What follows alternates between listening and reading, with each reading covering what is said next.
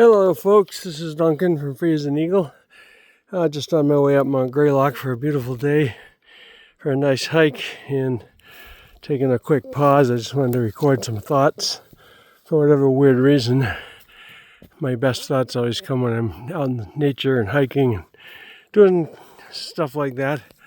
So here I am. I can't tell what I look like right now because I'm in a selfie mode by just turning my phone around. But anyway, this is where I am today. And was doing some thinking. Somehow my mind got onto the whole idea of AI, and what I don't like about it, it does a lot of weird things because it can't correct itself. It doesn't recognize its own mistakes usually. So I'm hiking up and my phone is sending out repeats of the same pictures and doing weird things. And I don't know if that's AI, but all you gotta do is hit a wrong button and wrong things tend to happen. So I was thinking why AI bothers me, and one reason is I like to write and create, and my mom was kind of a wordsmith, and I kind of inherited that, and I like to think for myself and write things for myself, and my phone is always suggesting that I have AI do this or that, which I don't really like. And so I thought about it. Like, the good side of AI is it's a great information gathering tool. It's a good servant. I've used it for math problems, solving geometric problems, gathering information about a lot of subjects, and that's all very useful, and I like that. So it's a good servant, but a shitty master, because it doesn't have a conscience, it doesn't have any morality, it's not alive in any real sense, and I don't think it ever can become that way. You know, it can think. The more information it has access to, the more it can gather information and condense it into different forms, and that's all great and useful.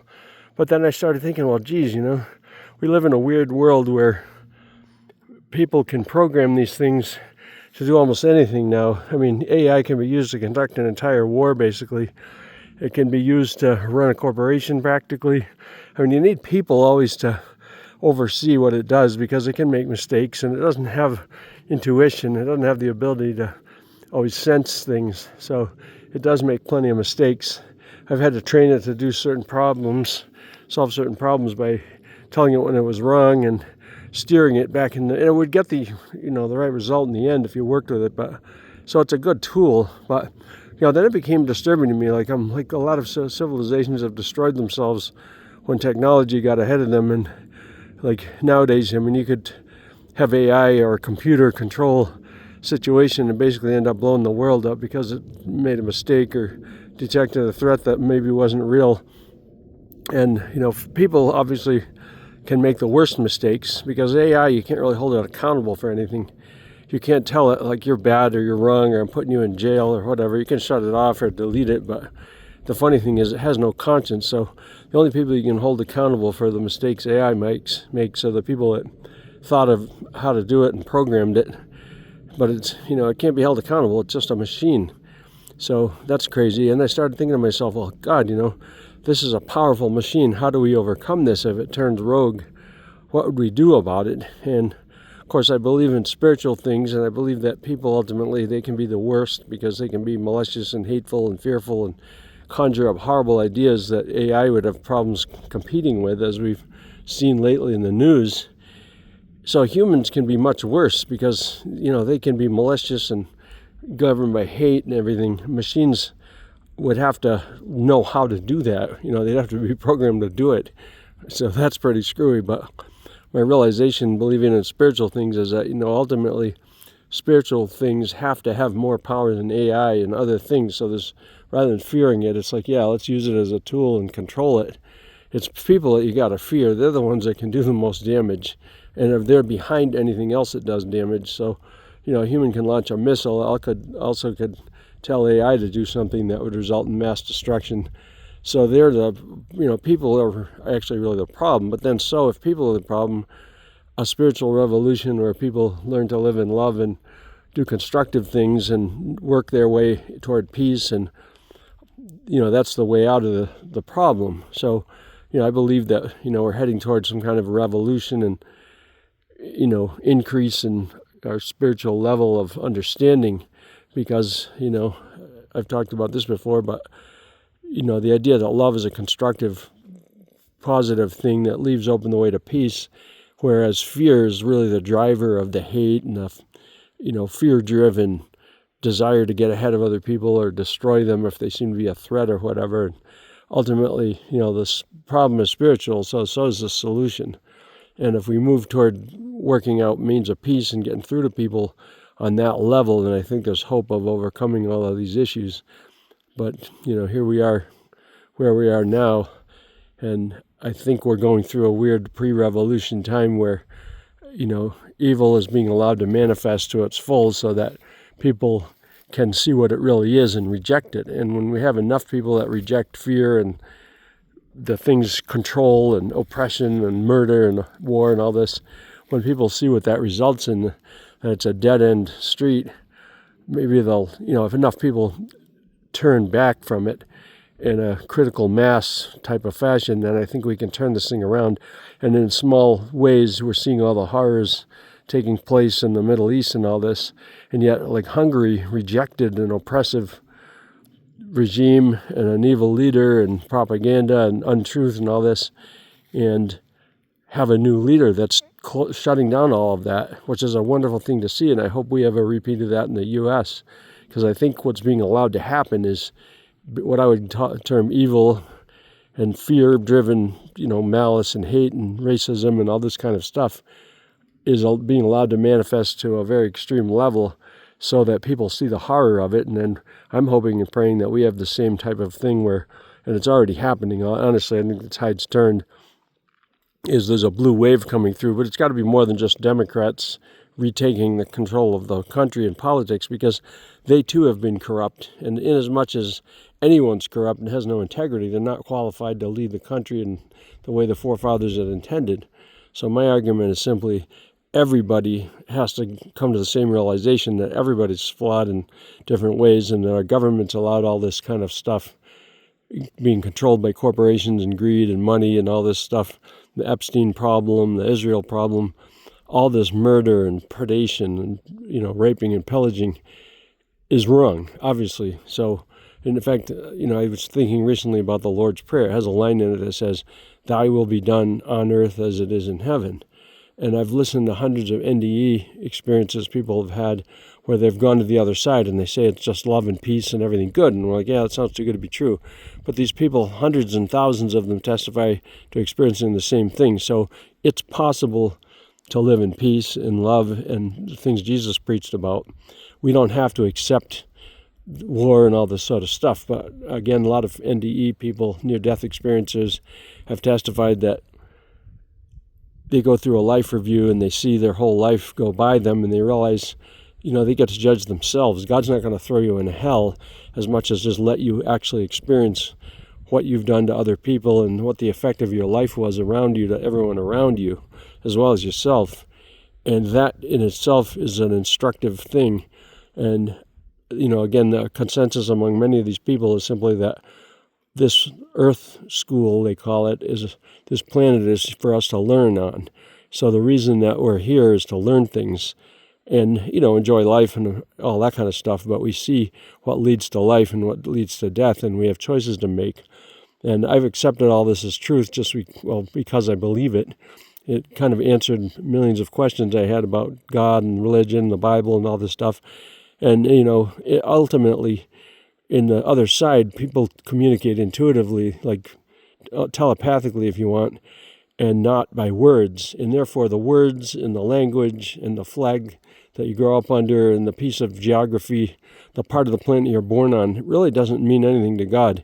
He sees past all that stuff, like from space. You don't see boundaries on the earth. You see blue, you see land and water and mountains and other features. You don't see any kind of division there from space.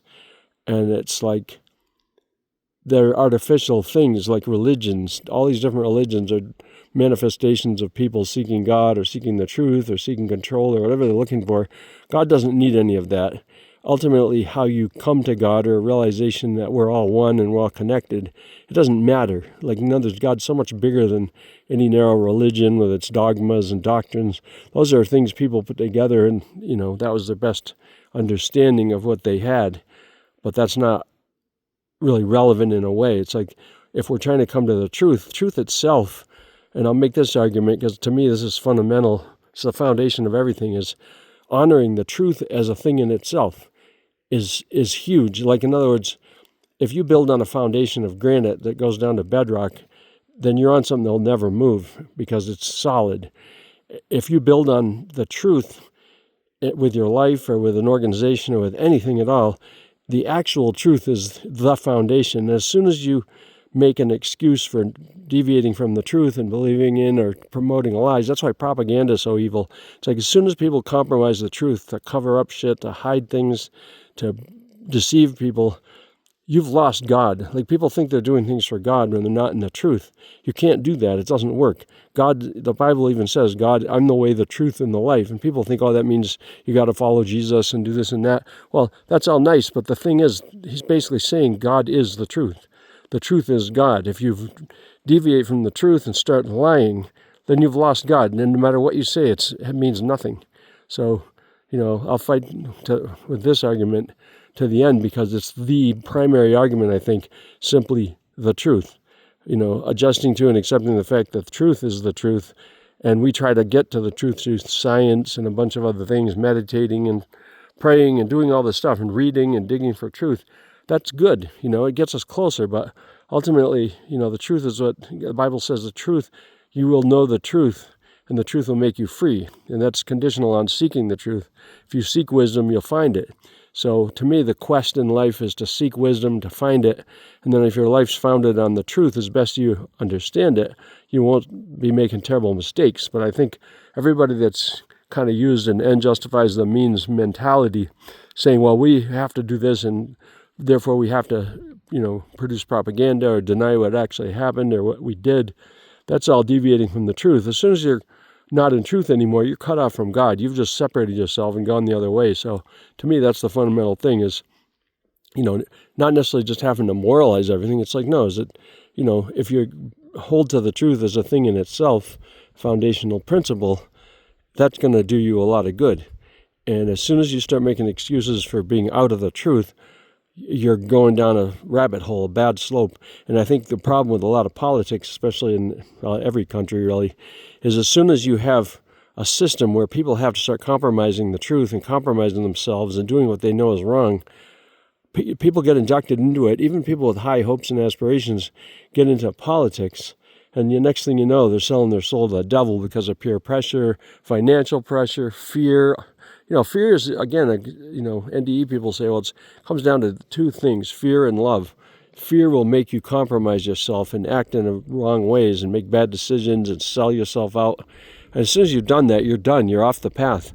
You'll never make it. That's why I've tried to, over the years since I've been younger, I just realized I don't want to carry baggage. I don't want cognitive dissonance and a bad conscience and all this kind of crap that will just take the joy out of your life and lead you down a terrible rabbit hole, and then you'll end up scratching for what joy and happiness you can scrape out of a screwed up life, which, unfortunately, you just see a ton of people that have gone down that bad rabbit hole and, are doing horrible things, and they're just almost like, how do you save them? Well, only God can save them. Well, in the end, only they can save themselves.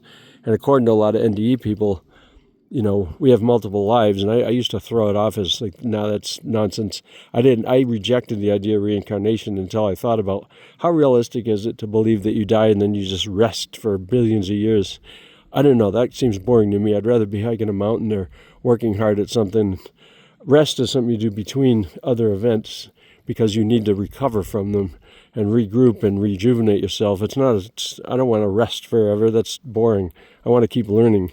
And it's more realistic to me after hearing NDE people say, no, this is one life of, in some cases, thousands that it takes to learn all there is to learn and do all there is to do. And I'm like, that I can buy that a lot better. If we can live in this life once, why not others? It's like the best case for extraterrestrial life is the fact that we're here on this planet. If we can be here on this planet, why can't there be others, right? So if we can have one life here like we're living now, why can't we live other lives? I believe we're eternal. We don't die. There's no death. That's the thing. People die and come back and say, no, there's no death. They've been to the other side. They've seen past relatives. They've seen their pets. They've seen angels and spirit guides and Jesus and Buddha and all these kind of things. And I'm like, sounds absolutely fantastic and crazy. But you know what? You listen to hundreds of normal everyday Joes that had an accident or died on the table, and they come back and say, no, it's real. This is the truth. So for what it's worth to anyone else out there, I believe this. I find it vastly more credible than any other explanation I've ever heard. So hopefully that inspires you to think a little bit about this crazy stuff. Anyway, I'm going to head for the top of the mountain. Good talking to you, and I'll be in touch.